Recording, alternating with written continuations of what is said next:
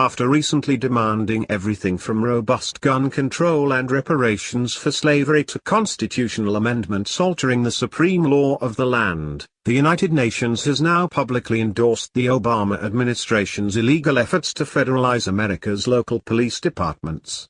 A UN official also offered to provide technical assistance to the US government in implementing its radical demands. Specifically, a UN official from Kenya touted one of the many schemes used by the White House to impose unconstitutional federal regulations on local law enforcement. Dubbed consent decrees, the plot involves extremist bureaucrats at the Obama Justice Department threatening, bullying, and suing city governments into submission to Obama's demands. The UN lawyer called for the administration's commandeering of cops to be beefed up and increased to help nationalize as many of America's police departments as possible. Citing international law, the UN figure also attacked gun rights and the concealed carry of firearms. The latest UN assault on the God-given rights to keep and bear arms, protected by state and US constitutions, came after a deluge of similar attacks coming from the global body, and its widely ridiculed Human Rights Council in particular. While the US government is not currently represented, some of the most ruthless communist and Islamist dictatorships on the planet enjoy seats on the outfit. The UN bureaucrat boasted of the Obama administration's cooperation in the supposed investigation. However, the reaction to the UN's attacks was swift, with criticism of the UN, often ridiculed by critics as the Dictators Club, making headlines across America after being posted on the Drudge Report, the world's top news and information site. The bizarre attacks on fundamental freedoms, local police, and America's federalist system of self-government under the U.S. Constitution were made following a recent official visit by a representative of the dictator-dominated UN Human Rights Council. The demands were issued by radical Kenyan lawyer Maina Kiai, whose formal title is UN Special Rapporteur on the Rights to Freedom of Peaceful Assembly and of Association. The Civil Rights Division of the Department of Justice has provided oversight and recommendations for improvement of police services in a number of cities with consent decrees, the UN Special Rapporteur said in his initial findings. This is one of the most effective ways to reduce discrimination in law enforcement, and it needs to be beefed up and increased to cover as many of the 18,000 plus local law enforcement jurisdictions. As the New American has been reporting for many years, the executive branch has been abusing its power by threatening local police departments with lawsuits and then bullying them into accepting unconstitutional federal standards. Ironically, the DOJ cites the Unconstitutional Violent Crime Control and Law Enforcement Act to engage in the bullying, the very same Clinton-Biden law now blasted by race-mongers such as Kiai as racist due to the mass incarceration of black Americans under the Three Strikes scheme, to pursue the illegal federalization.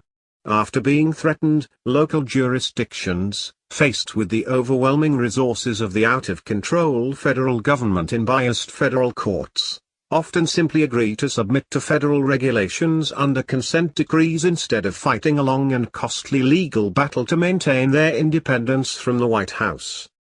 The Obama administration has been especially aggressive in pushing this DOJ takeover of local policing, the New American reported in its special issue, Police Under Fire, published last year, exposing the real agenda behind nationalizing and attacking the police.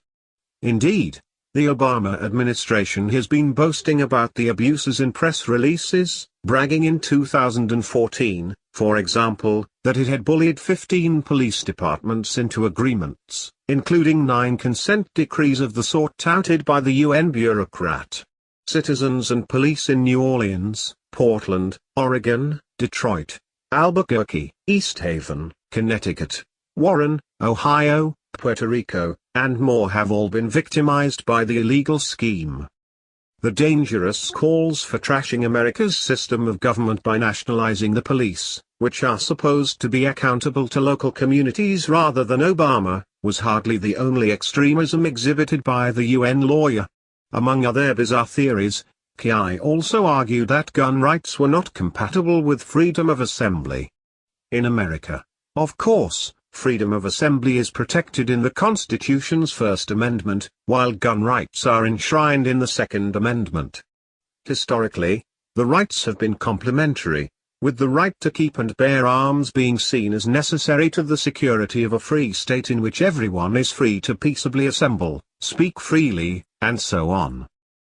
For Ki, though, despite the fact that the rights have been coexisting just fine for more than 2 centuries in America, gun rights need to go in the interest of UN-defined pseudo-human rights revocable under virtually any pretext.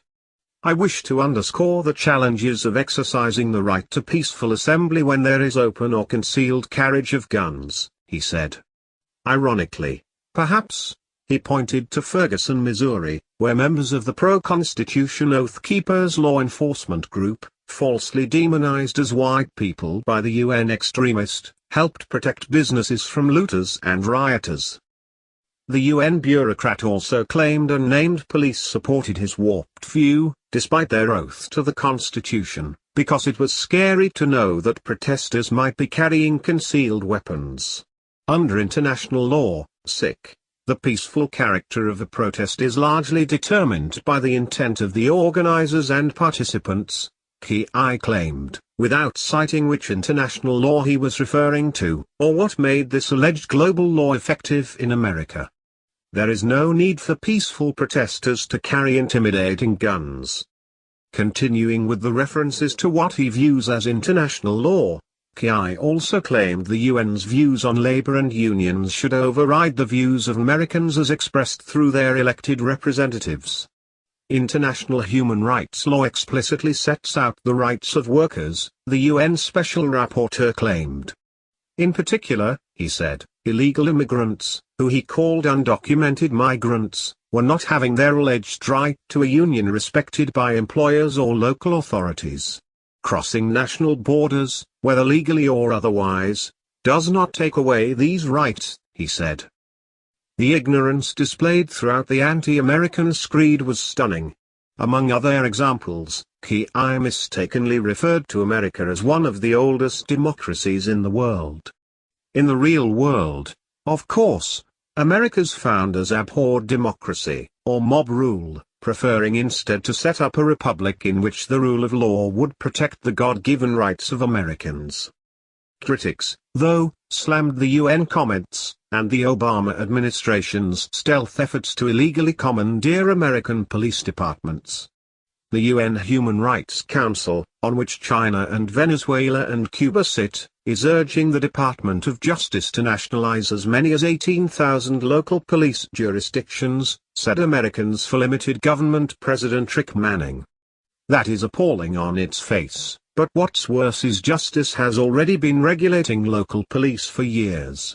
These sue and settle lawsuits have been implemented in Newark, New Jersey, Miami, Florida, Los Angeles, California, Ferguson, Mo, Chicago, Ill, and others. Requirements include how searches are conducted, the use of force, the mandatory use of on-body cameras by the police, and so on. The agreements impose years-long compliance review regimes and implementation deadlines and regular reviews by federal bureaucrats. The Obama administration has been pursuing these cases for years, and it has largely gone unnoticed, Manning said. Congress never authorized federal regulation of local police departments, and if Obama had requested it legislatively, they likely would have said no. The DOJ has been taking over local police under Congress' noses using an expansive interpretation of federal law. The ball was dropped, but now it must be picked up, and Congress needs to stop the nationalizing of local police departments. The fact that the UN Human Rights Council, which includes some of the worst abusers of human rights in the world that hate the US, is cheering for this DOJ national takeover of the police should tell members everything they need to know. It's time to support local police, not render them impotent via federal restrictions against maintaining law and order, Manning concluded. No less than the very existence of local government is at stake.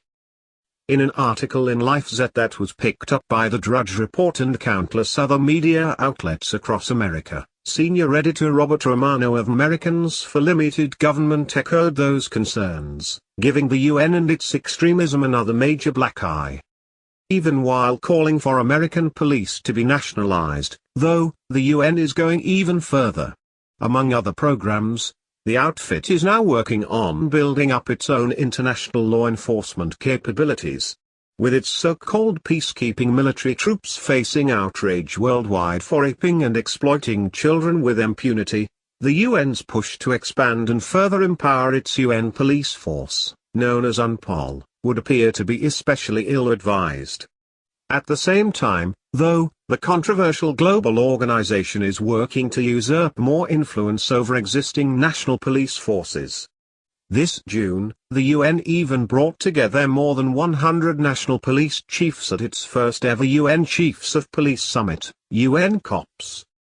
Before that, UN boss Ban Ki-moon, who now refers to the outfit he leads as the Parliament of Humanity, called on local American police officers to obey what he termed international standards, and already, American cops are being trained by the UN, as this magazine has documented.